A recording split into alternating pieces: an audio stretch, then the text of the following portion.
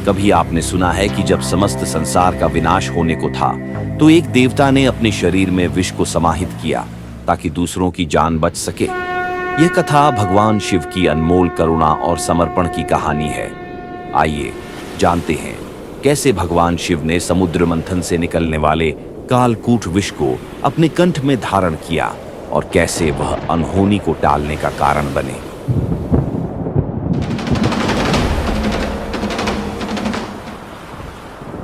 समुद्र मंथन के दौरान जब देवता और दानव मिलकर अमृत पाने के लिए मंथन कर रहे थे तो एक भयंकर विष का भी जन्म हुआ, कालकूट विष। इस विष का प्रभाव इतना प्रचंड था कि इसे कोई भी ग्रहण करने की सोच भी नहीं सकता था। इसके संपर्क में आने से सबका जीवन समाप्त हो जाता। देवताओं और दानवों ने इस विष से बचने के लिए भगवान शिव से प्रार्थना की। देवताओं ने भगवान शिव से कहा, हे महादेव, यदि आप इसे ग्रहण नहीं करते तो यह विष समस्त सृष्टि का विनाश कर देगा।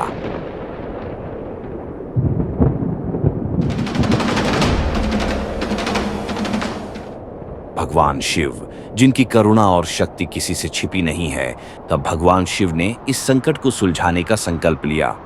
बिना किसी भय या चिंता के उन्होंने कालकूट विष को अपने गले से लगा लिया।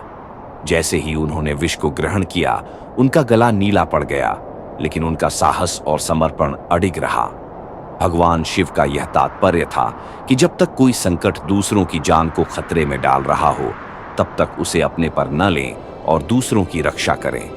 शिव ने विष पीकर न केवल संसार को बचाया, बल्कि यह संदेश भी दिया कि जो दूसरों के लिए खुद को बलिदान कर देता है, वही सच्चा महान है।